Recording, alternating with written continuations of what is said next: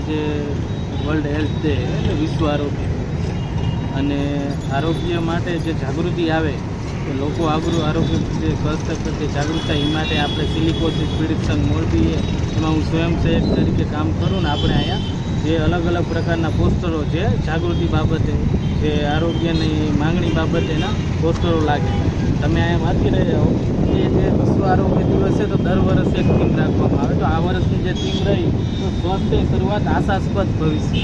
તો એનો મતલબ એવો થાય કે જ્યારે બાળક હોય એ માના ગર્ભમાં હોય ત્યારથી એને શું કહેવાય તો કે પૂરતું દરેક પ્રકારનું એનું આરોગ્ય અને સ્વાસ્થ્યની જે ચોક્કસ પ્રકારની જે સરકારે જે કહેવાય ને કે નક્કી કરેલું હોય દરેક પ્રકારના એને પ્રોટીન વિટામિનને જે મળે તો નાનપણથી શું થાય તો કે માના ગર્ભથી જે રહ્યો ને એ બાળક કુપોષિત ન રહે. આપણે જોઈએ કે હમણાં જે કેકનો જે રિપોર્ટ બહાર પડ્યો એમાં આપણને જોવા મળ્યું કે લાખોની સંખ્યામાં ગુજરાતમાં બાળકો એ કુપોષિત હતા. તો એનું કારણ આ તો આજે આ વર્ષની જે થીમ છે એના બાબતે થોડુંક સરકારને ધ્યાન આપવું જોઈએ. ખાસ કરીને આપણે આરોગ્યની વાત કરીએ તો પીએચસી સીએચસી હોય આપણે મોરબી સિવિલ હોસ્પિટલ હોય તો એમાં પણ જે સમસ્યાઓ રહી આરોગ્ય વિશે એ બાબતે આપણે સરકારે આ બાબતે કોઈ કાર્ય કરવું જોઈએ એવી અમારી માંગણી.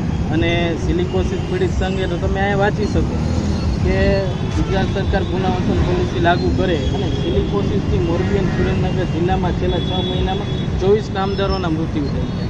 આ બહુ મોટો આંકડો થયો તો સરકાર આ તરફ ધ્યાન આપે એવી અમારી વિનંતી છે. અને આરોગ્ય પ્રત્યે લોકો જાગૃત થાય તે હેતુથી અમે અહીંયા કાર્યક્રમ કરેલો છે કે અમે સિલિકોસિસના દર્દી છીએ કે સરકારશ્રીને અમે રજૂઆત વારંવાર કરીએ છીએ કે અમારી ગુજરાત સરકારની અમે પુનર્વસન સિલિકોસિસ નીતિ લાગુ કરે અને અમારા જેટલા બી દર્દીઓ છે જે એકદમ પથારીમાં છે એના માટે કાંઈક નીતિ લાગુ કરે ને એને કાંઈક સહાય મળે એના માટે અમે આ રજૂઆત કરીએ છીએ જાગૃતિની. આજ વિશ્વ આરોગ્ય દિવસ છે એ કાંઈ બી અમારે મોરબીમાં સરકારી સિવિલ હોસ્પિટલમાં તકલીફો છે ફેફસાના ડૉક્ટરે કોઈ બી નથી ધ્યાન દેવામાં આવતું એ તકલીફો અમે દર્શાવીએ છીએ.